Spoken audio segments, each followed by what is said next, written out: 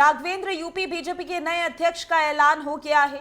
खुद केंद्रीय मंत्री पीयूष गोयल ने ऐलान किया है।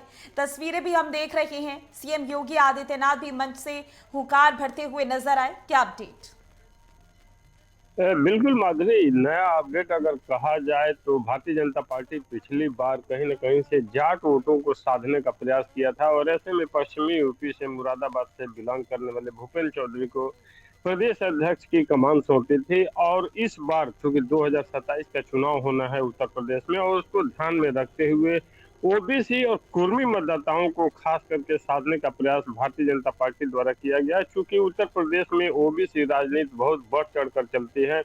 तमाम ऐसी क्षेत्रीय पार्टियां हैं जो अपने अपने ओबीसी मतदाताओं की बात करती हैं, चाहे अनुप्रिया पटेल की अपना दल की बात कर लें या फिर आरएलडी की बात कर लें, वो भी एक सीमित वोट दायरे की बात करते हैं। इसके अलावा जो निषाद पार्टी है ओबीसी वोटों की ही बात करती है। इसके अलावा ओम प्रकाश राजभर जो सुभाषपा के हैं वो भी अपने ही वर्ग के वोटों की बात करते हैं। और ऐसे में भारतीय जनता पार्टी ने अखिलेश यादव की पीडीए पे भी एक तरह से कहा जा सकता है कि कड़ा प्रहार करते हुए ओबीसी यहाँ पे प्रदेश अध्यक्ष बनाकर एक संदेश देने का प्रयास किया है कि आप पीडीए की बात तो करते हैं लेकिन भारतीय जनता पार्टी पीडीए के अन्य जो वर्ग हैं उनको भी अपने संगठन में अपनी पार्टी में बड़े पदों पे मजबूत पदों पे बैठा रही है और उनको अलंकृत करते हुए कहीं न कहीं से प्रदेश की राजनीति में देश की राजनीति में एक ऐसे स्थापित कर रही है जहां पे उस वर्ग का हर मतदाता कह सकता है कि हमारी हिस्सेदारी भारतीय जनता पार्टी में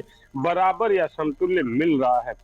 तो एक तरह से कहा जा सकता है कि माधुरी, इस ओबीसी के सहारे पूर्वांचल को तो साधने का प्रयास किया ही गया है भारतीय जनता पार्टी द्वारा, लेकिन शीर्ष नेतृत्व ने कहीं न कहीं से इस पंकज चौधरी के माध्यम से प्रदेश के करोड़ों ओबीसी मतदाताओं को अपनी तरफ खींचने का एक प्रयास किया है।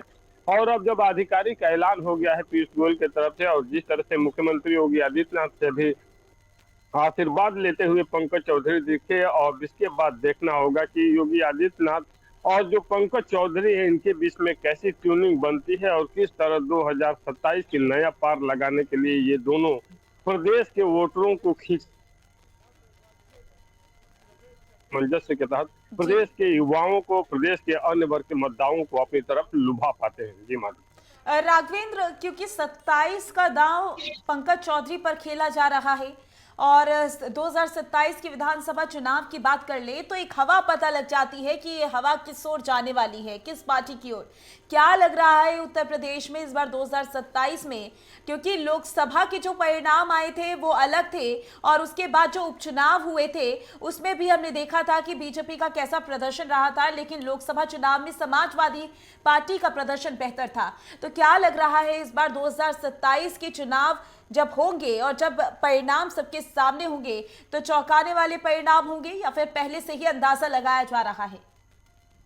बिल्कुल माधुरी, इससे इनकार नहीं है कि जब 2027 का चुनाव होगा और 2027 में जब सारे राजनीतिक दल विधानसभा के चुनाव में जाएंगे तो भारतीय जनता पार्टी योगी आदित्यनाथ के 10 साल के पे चुनाव में जाएगी। इतना ही नहीं, पीएम मोदी की जो नीतियां हैं उसका प्रदेश में जिस तरह से क्रियान्वयन हुआ है और प्रदेश के गरीब लाभार्थियों को उस तरह का डायरेक्ट बेनिफिट मिला है जी। केंद्र सरकार की योजनाओं का, राज्य सरकार की योजनाओं का।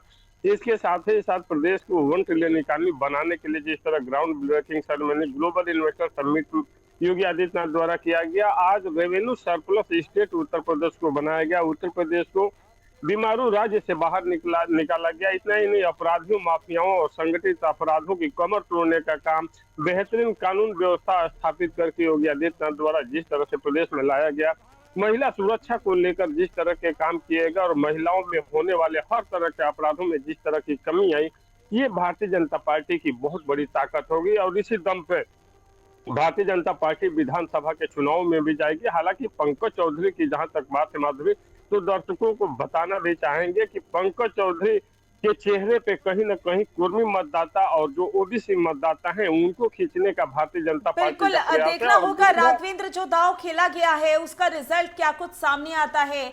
ये जो दाव खेला गया है सफल साबित होता है या फिर किस तरीके की रणनीति बनाते हुए नजर आएंगे खुद पंकज चौधरी? ज्यादा जानकारी के लिए बहुत बहुत शुक्रिया आपका।